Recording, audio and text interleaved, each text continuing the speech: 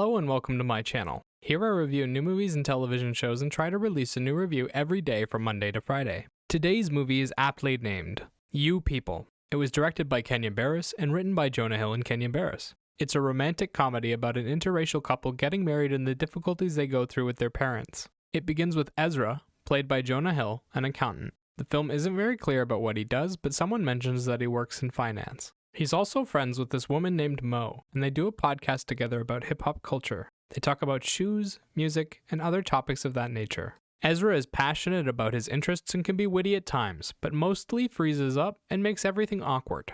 He does this with everyone from his boss to different members of his family. The only people he isn't awkward around are his partner Mo and the woman he falls in love with, Amira, played by Lauren London. Amira is a young designer trying to make her way in the world who gets lost and meets Ezra by chance. When the two of them click right away, they fall into a whirlwind romance. Literally. The film shows us montages of Ezra and Amira dating, laughing, and smiling. We never get to hear any of those conversations or see any of the big highlights of their relationship. We're also introduced to both Ezra and Amira's parents, and get a brief understanding of each of them. Like most of the characters in the film, Arnold, Ezra's dad, played by David Duchovny, and Fatima, Amira's mom, played by Nia Long, aren't really characters, and only show up in a couple of scenes in the background. Their only lines relate to jokes the movie is trying to make, and they don't add anything to the story. Most of the characters in the film fit into this category. The real stars of the show are Ezra's mother Shelley, played by Julia Louis-Dreyfus, and Amira's father Akbar, played by Eddie Murphy.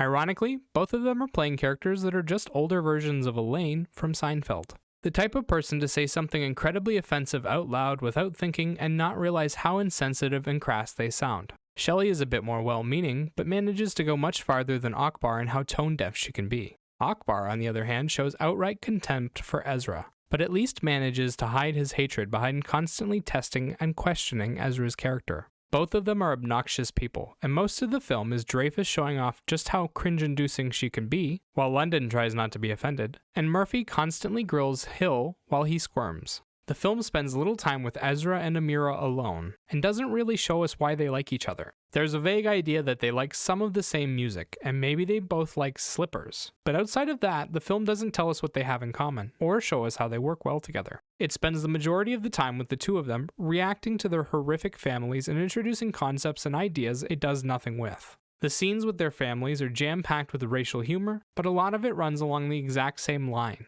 Shelley constantly puts her foot in her mouth and makes things awkward, and Akbar is always trying to make Ezra do something to make him look bad, or get him hurt or riled up. The film spends a lot of time poking fun at Ezra and Shelley, and always presents Akbar and Amira's racism as more justified. Her entire family is constantly judging Ezra and his family by their skin color, making snap judgments about their life or the way they've lived, and saying equally insensitive things to them based on their race. The film doesn't seem to frame it the same way. On top of that, Amira doesn't really get to be a character, and isn't involved in her own story much. She gets to react to Shelley's oblivious nature, and eventually demands to be seen as an individual. But outside of that, she spends little time in charge of her own story.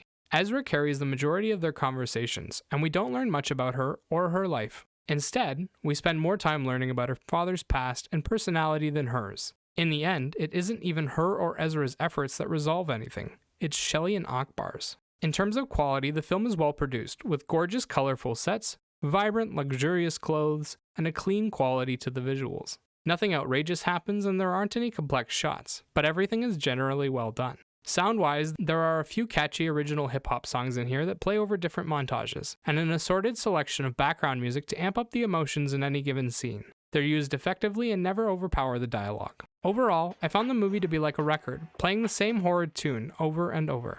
There are moments when it's strangely interesting, but most of the time you just want to shut it off. Eddie Murphy and Julia Louis-Dreyfus play obnoxious people, and Hill and London put up with them to the best of their ability. The movie beats the 5 jokes it has to death, and then stomps on the corpses of said jokes for another hour and a half. 5 out of 10.